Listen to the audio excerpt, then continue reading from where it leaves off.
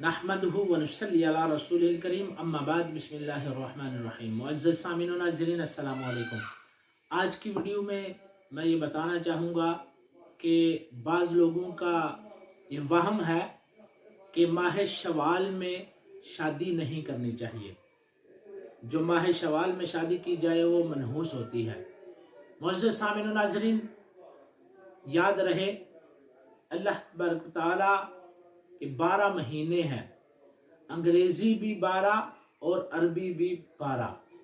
हम अरबी महीनों के लिहाज से अपनी ज़िंदगी गुजारते हैं और गुजारनी चाहिए।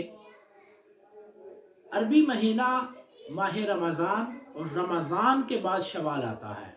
अभी माह रमज़ान ख़त्म होने को है, रमज़ान के बाद शवाल का महीना शुरू हो जाएगा। शवाल के महीने में कुछ कम इल्म और कुछ कम अक्ल और कुछ गैर मजहब और अब मुसलमान भी इस हद तक पहुंच चुके हैं कि वो समझते हैं कि शवाल में शादी नहीं करनी चाहिए, इसलिए कि जो शादी माह शवाल में होती है वो मनहूस होती है। जो शादी माह शवाल में की जाए, मियाँ बीवी के दरमियान वो मोहब्बत, प्यार और वो उल्फत नहीं रहती। वो शादी जो शवाल में की जाए उसमें बरकत नहीं रहती। यहाँ तक कहा जाता है कि वो शादी मुकम्मल नहीं होती बल्कि उसमें तलाक हो जाती है। साहबो, बड़े ही अफसोस की बात है। गैर मुस्लिम तो ये बात करे तो फर्क नहीं पड़ता, लेकिन अगर मुसलमान होकर, कलमा गो होकर अल्लाह को मानता है, अल्लाह के रसूल को मानता है, तो फिर उसके महीने को नहीं मानता। वो महीने जो उनकी तरफ से हमें मिले हैं, वो दिन जो उनकी तरफ से हमें मिले हैं, उन्हें नहीं मानता। बाज लोग महीनों को मनहूस कहते हैं और बाज लोग दिनों को मनहूस कहते हैं। साहब, वो ना महीना कोई मनहूस है ना दिन कोई मनहूस है, क्योंकि ये अल्लाह तबारक तआला के दिए हुए दिन और महीने हैं। याद रहे, माह शवाल में शादी करना कोई मनहूस नहीं है। किसी रवायत से, किसी हदीस से यह बात साबित नहीं है कि जो माह शवाल में शादी करेगा वो मुकम्मल नहीं होगी, वो शादी मनहूस होगी। कोई ऐसी बात नहीं है साहबो। सारे महीने अल्लाह के हैं, सारे दिन बरकत वाले हैं, सारी घड़ियां और सारे दिन बरकत वाले हैं।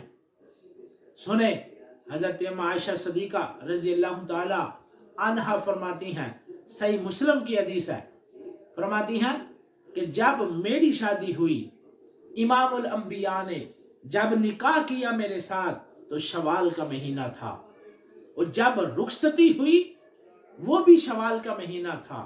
शवाल के दिन, शवाल की रातें थीं।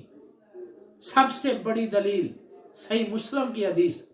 अगर शवाल का महीना मनहूस होता तो अम्मा आयशा सदीका रज़ी अल्लाह ताला अन्हा से मेरे करीम आका क्यों शादी करते, क्यों निकाह करते और क्यों रुखसती करते, क्यों लेके जाते हज़रत अम्मा आयशा को।